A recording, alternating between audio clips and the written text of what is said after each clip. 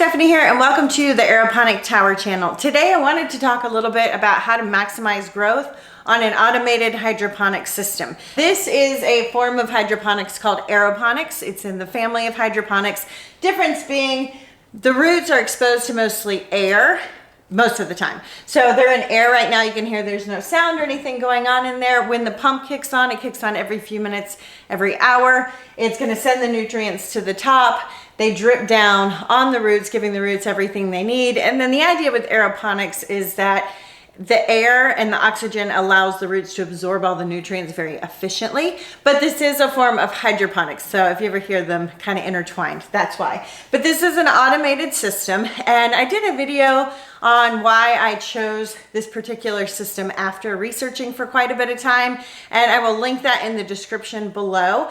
And I mentioned in that video, one of the reasons was variety. I wanted to be able to grow pretty much any vegetable without a lot of inputs, without having to haul dirt, without having like a big system that required different setups. And I can do that on here. I can grow tomatoes and peppers and eggplants, and you can see I've got cabbage and herbs and all kinds of things in one system.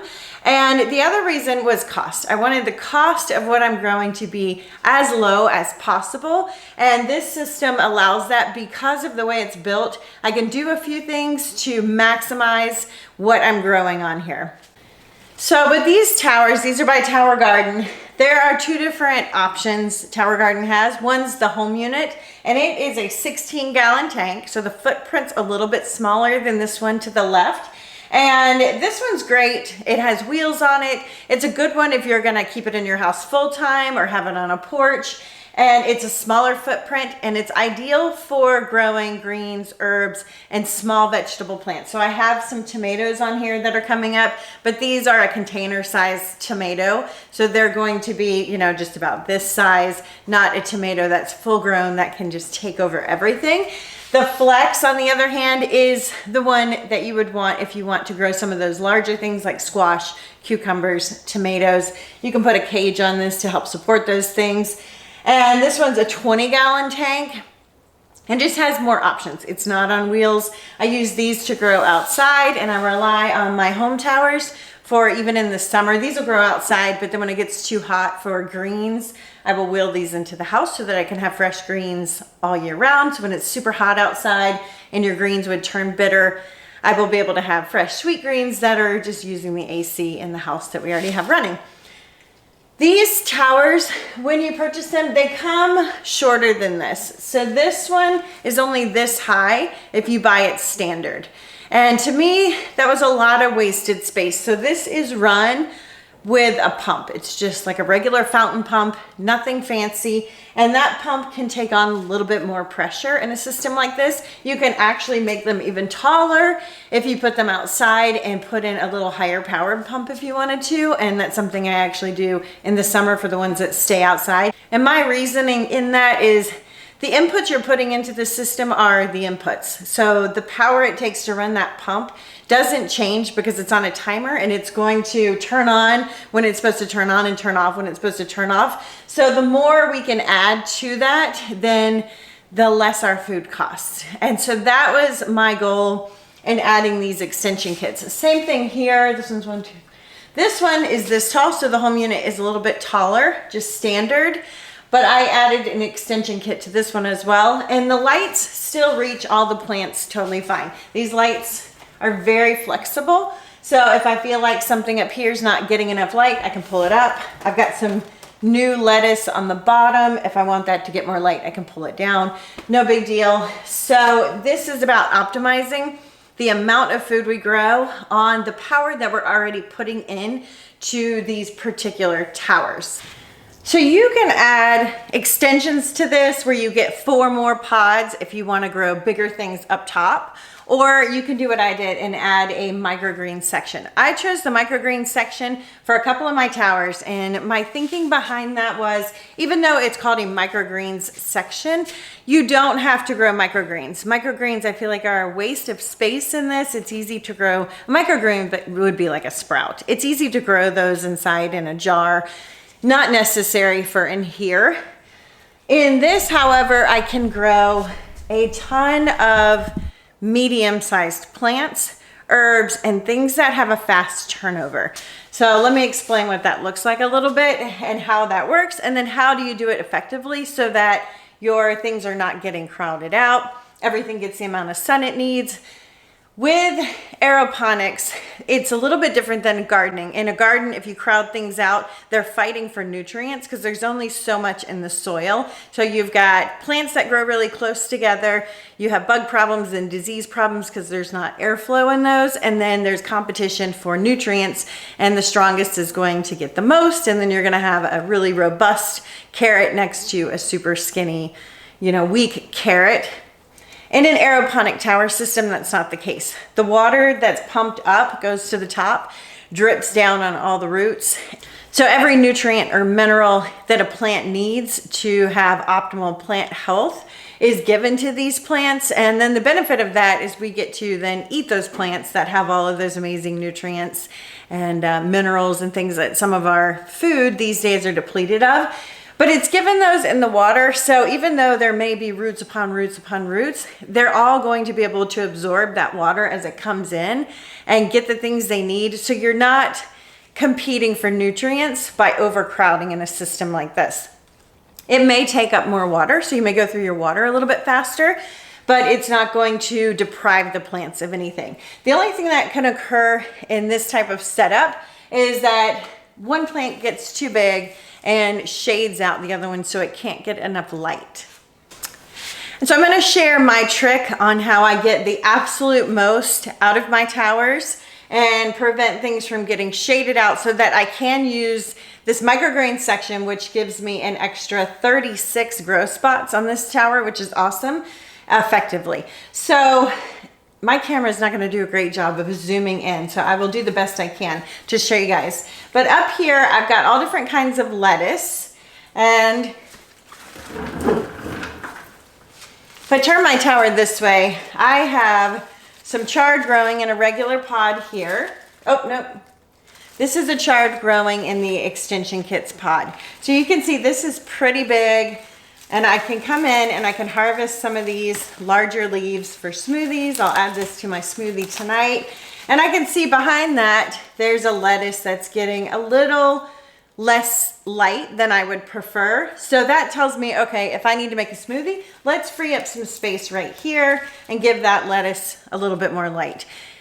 The cool thing with this is that lettuce without a little bit of light is not going to be harmed for a few days, but now that it has a lot more light, it's going to take off and get larger quicker. So this is some cilantro. Another thing about this section is it's great for growing things that have a fast turnaround. So cilantro and arugula are a good example of that. Arugula, you want to plant it for the intention of harvesting a little bit as it grows, but then harvest the whole plant and start over. And the reason is arugula that sits too long in the tower and is allowed to regrow a second or third time because it is technically like a perennial that'll keep coming back. The arugula starts to get bitter when you allow it to do that. So arugula is best grown from seed to harvest, and you can eat on it in the meantime, if you want some baby arugula greens or just some things to add. And then you would want to take the whole plant out with the roots and consume the last part of it as a big meal.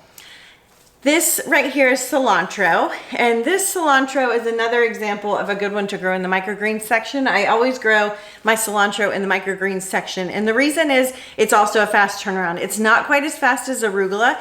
Once cilantro reaches maturity, you can keep it going for about 2 months. And you can eat off of it. It can grow back. It's not going to change the flavor if it starts to grow back. But cilantro likes to bolt, which means it likes to go to flower. And it does that pretty quickly, regardless of if it's in cool weather or warm weather. It's just the nature of this plant. And so you can see this stem here is thicker. This is wanting to make a flower and reproduce seeds. I personally don't believe you should ever do that on your tower unless you were desperate for seeds. It's just not worth the space it takes up. We want to eat a lot of vegetables. We want to turn this food around really quickly because that is what saves us money at the grocery store. That is what gets the most nutrients into our body every day. I see a common mistake with people who get towers and they'll plant the seeds, and then in 6 months, 7 months, they'll be posting about how their lettuce, it's like long and it's turned into this weird creature, and they've been harvesting leaves as they wanted a leaf, and the lettuce is trying to go to seed, and it looks all weird, and everything else has kind of gotten old. And some plants, like this container tomato, at 6 months may just be producing ripe fruit at that point that's ready to go, and that tomato will continue to go and grow for a long period of time. Peppers are another example. Once you get your peppers going and your eggplants going, they're fruiting on your tower for a very long time, and you want those to stay on your tower, but we want this other stuff to be a fast turnover. So what'll happen is people let the things like the lettuce and the cilantro get overgrown, out of control, and then they take everything off the tower and start over. Really, it's ideal to think about it differently. Think about, I want to grow 10 heads of lettuce per month to be able to harvest 2 a week, right? And so then I need to be starting seeds every 2 weeks so that I'm constantly going through a giant head of lettuce, and then I have another one ready to go by the following week. That's kind of how I like to think of my tower. Cilantro, I have other cilantro started. There's some up here, there's some in the back, in different growing phases, so I don't have to worry about taking this out. I'm gonna take this out and I'm gonna juice it with a pineapple, and I still have cilantro for taco night and for guacamole growing on the tower in other places. So you want to pull your stuff out and eat it and refresh it with other things. We want to turn it around quickly. We want lots of food coming into our homes and our bodies and getting the most bang for our buck out of these systems. So we take this out, it's a fast turnover, it's going to seed. I can juice this now. That frees up a pod here, and it allows light to come in. So I've got a basil up here that's little, that looks like maybe it could use a little bit more light. So now I've freed up space in this area. So in this tower, it's the same thing. I have microgreen section on top. I have things like a broccoli here, and this doesn't look like much of a broccoli. It has a tiny little broccoli head that's coming on it. In the winter, under artificial light, you're not going to get giant broccoli heads on a tower. They just don't work that way. You need to have these grown at the optimal time for broccoli outside if you want that beautiful broccoli head, and they do a great job of that under the right conditions. I still grow broccoli year round, and the reason is the leaves are super nutritious. They have selenium, vitamin K, all sorts of good things, same things that the actual broccoli floret does, plus a few things. So I can eat the leaves, I can juice the stem when this is done. I have been eating off this one quite a bit. You can see lots of leaves. So this one's growing in the microgreen section, and I can come in here and just pull off the leaf. I can harvest that little piece of broccoli for a salad. This one I probably harvested off of so much at this point that it's not gonna do much anymore. So I'm gonna take out this whole plant,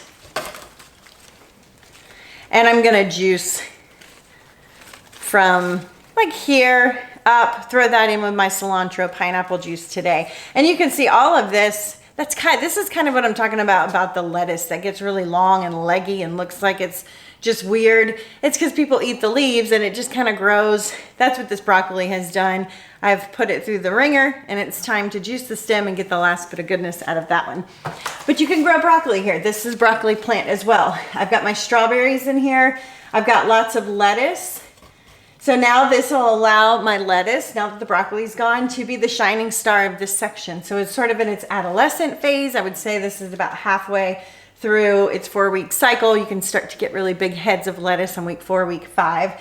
So this has room now.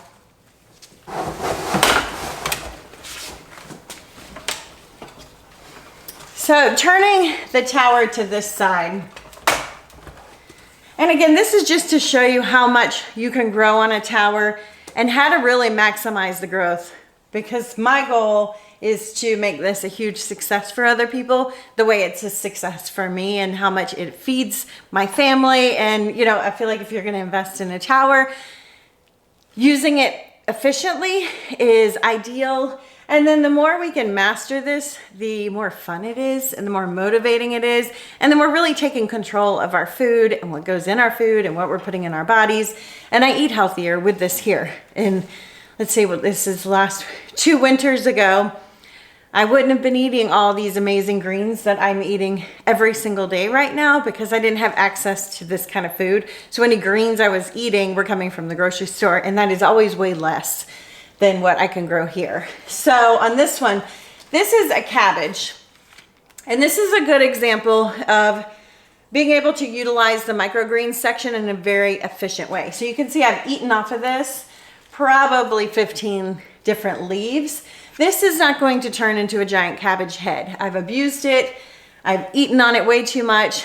Its growth is stunted because of where I have it in here. You know, there's other plants, so it's only gonna get so big because of the light exposure. But that's totally fine. I actually made wraps with this. So I like to take these leaves and turn them into wraps. They taste amazing. You can also use them in fresh Thai spring rolls to line them with sushi, things like that. So I grow it specifically for that. I never intended to get a cabbage head out of this. So this has lasted me, I've been eating off of it easily for a month. So I want to make sure I have another cabbage in the baby phase ready to replace this one, because you can see this one's pretty much done like the broccoli. It's probably actually ready to go into making a few wraps tonight out of these, and then juicing the rest of the stem. So now we've freed up more space. Here I have some more broccoli. This is collard greens, and I did several seeds. Looks like I did 5 seeds in this one pod for the purpose of getting about this size leaf, again for wraps and for Thai wrap, for Thai spring rolls, things like that. My intention was not to grow a giant collard and turn it into something like cooked collard greens. I wanted these specifically for wraps and for smoothies. So I've got plenty of that there. Lettuce. This is a giant kale leaf. This is a large variety kale leaf.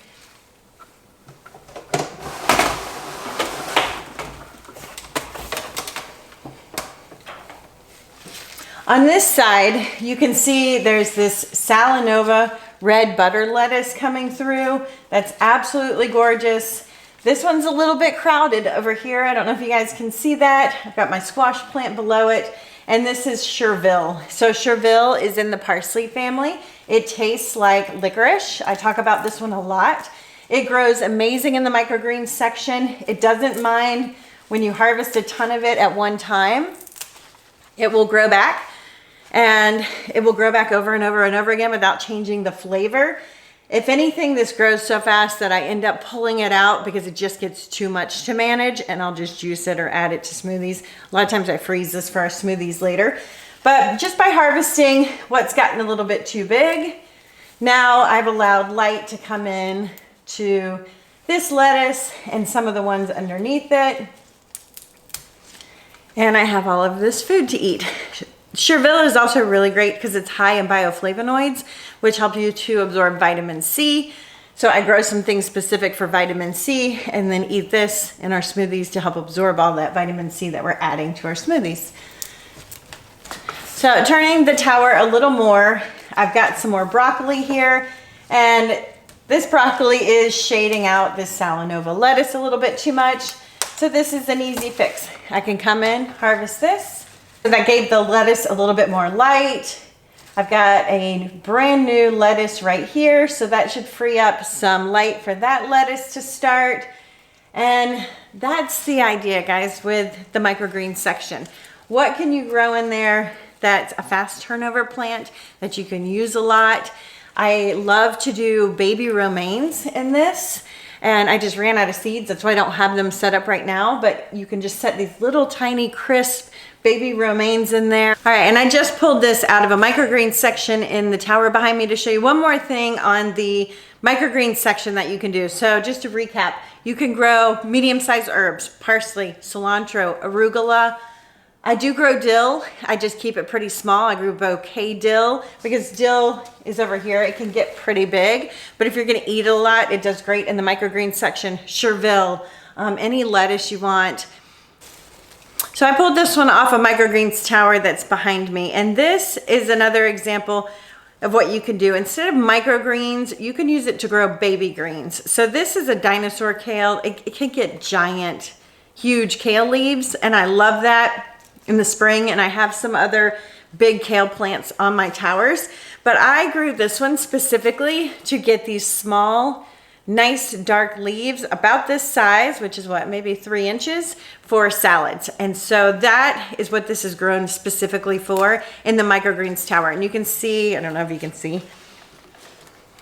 it's about 2 handfuls wide, so it fits perfectly in the microgreens section. If it starts overcrowding its neighbor, that's what I harvest for dinner. Just pop them right off. They will continue to grow back. And this one I did about 20 different kale seeds. So that is the difference. If you want to grow a giant kale, have it take up as much space as like this cabbage is, you can do that. You would do 3 to 4 kale seeds. If you want to grow them as baby greens and make sure they're kind of forced to stay small and eat off of them daily, then you would do 15, 20 seeds and put it in your microgreens section.